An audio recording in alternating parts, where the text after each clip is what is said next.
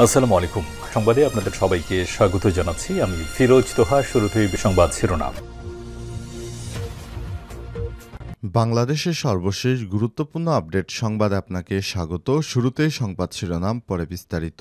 শুরুতেই জানাবো, নিজ এলাকায় হান্নান মাসুদের উপর হামলা। নোয়াখালীর হাতিয়া উপজেলায় জাতীয় নাগরিক পার্টি এনসিপির জ্যেষ্ঠ যুগ্ম আহ্বায়ক আব্দুল হান্নান মাসুদের পথসভায় বাধা ও হামলার ঘটনা ঘটেছে। গত সন্ধ্যা 7:30টার দিকে উপজেলার জাহাজমারা বাজারে এই ঘটনা ঘটে। এতে আব্দুল হান্নান মাসুদ সহ বৈষম্যবিরোধী ছাত্র আন্দোলনের অন্তত 5 থেকে 6 জন নেতাকর্মী আহত হয়েছেন। এরপর জানাবো, নুস্য গণঅধিকার পরিষদের 6 নেতার বিরুদ্ধে মামলা। বৈষম্যবিরোধী ছাত্র আন্দোলন নেতাকর্মীদের মারধরের অভিযোগে গণঅধিকার পরিষদের কেন্দ্রীয় সভাপতি ও ডাকসুর সাবেক ভিপি নুরুল হক নূরের বিরুদ্ধে খুলনা সদর থানায় মামলা করা হয়েছে। এছাড়াও জাতীয় নাগরিক পার্টির নেতাকে মারধর করে টাকা ছিনতাইয়ের অভিযোগে গণঅধিকার পরিষদের 4 নেতার বিরুদ্ধে আরেকটি মামলা দায়ের করা হয়েছে। এদিকে 25শে মার্চ পাকিস্তানি হানাদার বাহিনী বর্বর হত্যাযজ্ঞ চালিয়েছিল বললেন প্রধান উপদেষ্টা। আজ 25শে মার্চ গণহত্যা দিবস। দিবসটি উপলক্ষে প্রধান উপদেষ্টা অধ্যাপক ড মোহাম্মদ ইউনূস এক বাণীতে বলেছেন, 1971 সালের এই দিনে পাকিস্তানি হানাদার বাহিনী ঢাকাসহ সারা দেশে বিশ্বের অন্যতম হত্যাযজ্ঞ চালিয়েছিল। তিনি দুঃখ ভারাক্রান্ত হৃদয়ে সেই কালো রাতে সকল শহীদদের স্মরণ করে বলেছেন, নারকীয় হত্যাযজ্ঞে জাতি আজও শোকাহত।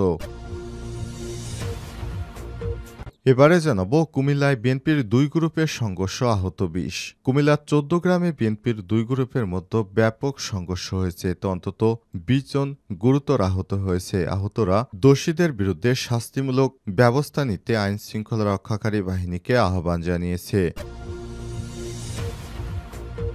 এদিকে গুলশানে স্পা সেন্টারে অসামাজিক কাজে জড়িত 54 জনকে কারাদণ্ড। রাজধানীর গুলশানে একটি স্পা সেন্টারে অভিযান চালিয়ে অসামাজিক কার্যকলাপে জড়িত থাকার অভিযোগে 54 জনকে আটক করেছে র্যাব 1। পরে তাদের ভ্রাম্যমাণ আদালতের মাধ্যমে 1 সপ্তাহের কারাদণ্ড দেওয়া হয়। এবং সর্বশেষ জানাবো, টাকা ছাপিয়েও ব্যাংক রক্ষা করা কঠিন হয়ে যাচ্ছে বললেন পরিকল্পনা উপদেষ্টা। পরিকল্পনা উপদেষ্টা ড ওয়াহিদুদ্দিন মাহমুদ বলেছেন, টাকা ছাপিয়েও ব্যাংক রক্ষা করা কঠিন হয়ে যাচ্ছে।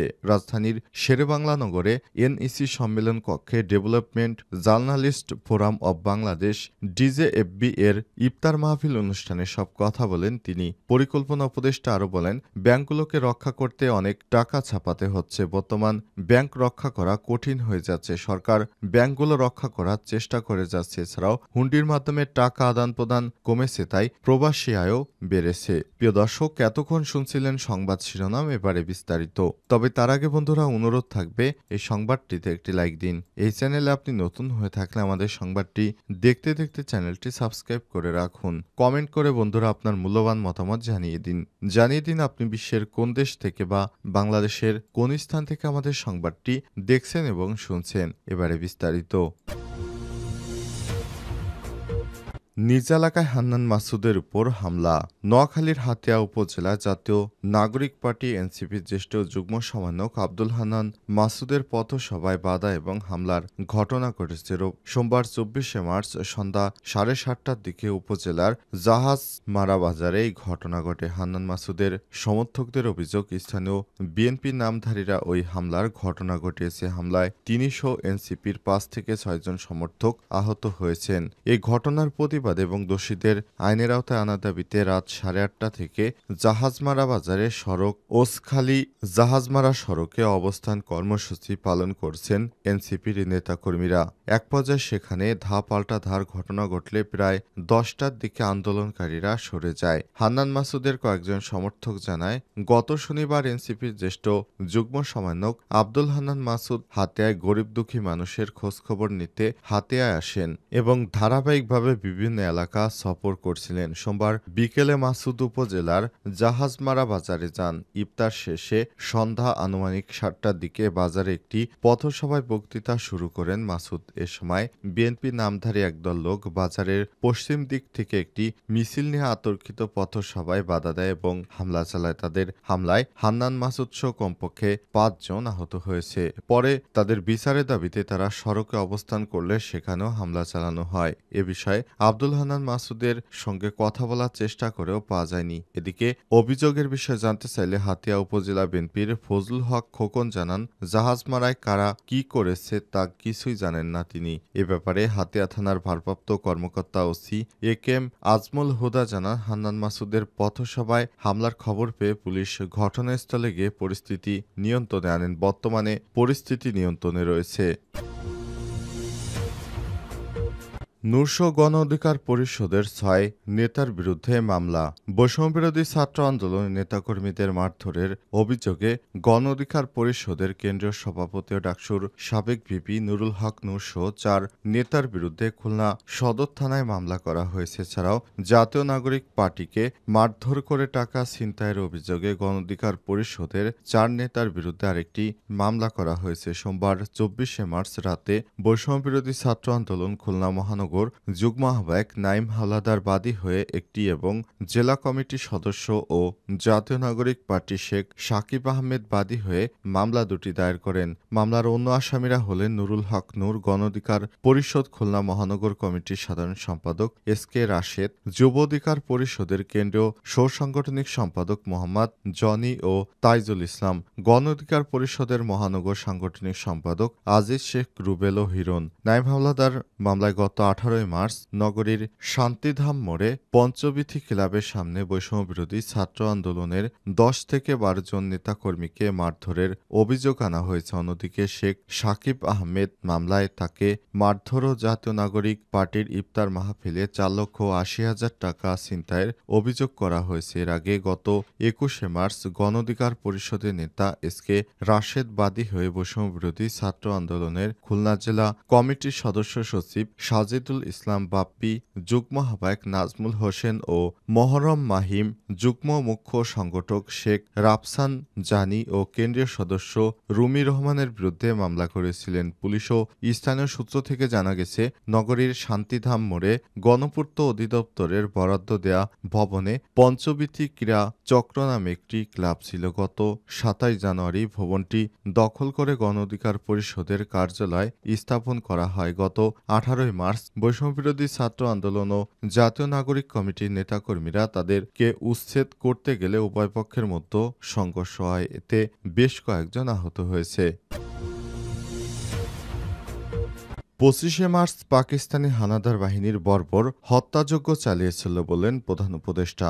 আজ ২৫শে মার্চ গণহত্যা দিবসটি উপলক্ষে প্রধান উপদেষ্টা অধ্যাপক ড মোহাম্মদ ইউনূস সোমবার এক বাণীতে বলেছেন, ১৯৭১ সালের এই দিনে পাকিস্তানি হানাদার বাহিনী ঢাকাসহ সারা দেশে বিশ্বে অন্যতম বর্বরতম হত্যাযজ্ঞ চালিয়েছিল। তিনি দুঃখ ভারাক্রান্ত হৃদয়ে সেই কালো রাতের সকল শহীদকে স্মরণ করেছেন এবং নারকীয় হত্যাযজ্ঞে জাতি আজও শোকাহত।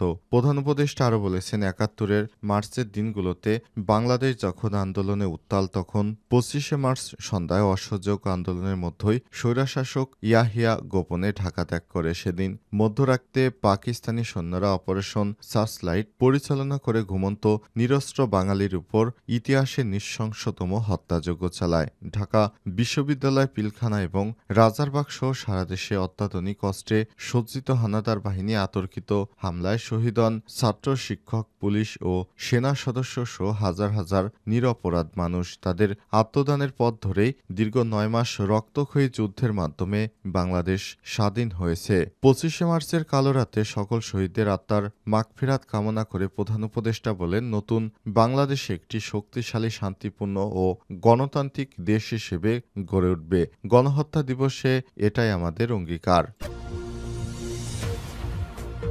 কুমিল্লায় বিএনপির দুই গ্রুপের সংঘর্ষে আহত ২০। কুমিল্লার ১৪ গ্রামে বিএনপির দুই গ্রুপের মধ্যে সংঘর্ষের ঘটনা ঘটেছে। এতে অন্তত ২০ জন আহত হয়েছে। সোমবার ২৪শে মার্চ দুপুরে ১৪ গ্রাম বাজারে পৌর মিলনায়তনে বিএনপির সাংগঠনিক সভাকে কেন্দ্র করে কামরুল হুদা গ্রুপ ও ডক্টর নোবেল হিরুন মোল্লা গ্রুপের মধ্যে এই সংঘর্ষের ঘটনা ঘটে। এ সময় জেলা বিএনপির যুগ্ম আহ্বায়ক কামরুল হুদা গ্রুপের হামলায় জেলা বিএনপির সদস্য হিরণ মোল্লা, ডাক্তার গোলাম কাদের চৌধুরী, নোবেল গ্রুপের অন্তত ১৫ জন নেতাকর্মী আহত হন। পুলিশ জানায়, সংঘর্ষের ফলে বেশ কিছু সময় মহাসড়কে যান চলাচল বন্ধ ছিল। ১৪ গ্রাম উপজেলা বিএনপির কিছু নেতা অভিযোগ করেছেন যে জেলা নেতৃত্ববৃন্দ তাদের সংঘর্ষের ঘটনা সম্পর্কে কোনো ভূমিকা রাখেনি। আহতদের মধ্যে রয়েছে পৌর ছাত্রদলের সাবেক সভাপতি কাজী জুবায়ের, চিউরা ইউনিয়ন বিএনপির সাবেক সভাপতি আবুল কালাম আজাদ, মুন্সিরহাট ইউনিয়ন যুবদলের কর্মী সবুজ, শ্রীপুর ইউনিয়ন সাইফুল সহ আরও অনেক নেতাকর্মী। কুমিল্লা দক্ষিণ জেলা যুবদলের সাবেক সাংগঠনিক সম্পাদক তোফায়েল হোসেন জুয়েল বলেন, আমরা হামলার শিকার হয়েছি। হামলা করার সময় তারা হকি স্টিক, চাইনিজ কুড়াল সহ বিভিন্ন দেশীয় অস্ত্র ব্যবহার করেছে। এই ঘটনার সুষ্ঠু তদন্তের মাধ্যমে বিএনপির নেতাকর্মীরা দোষীদের শাস্তির দাবি করেছেন।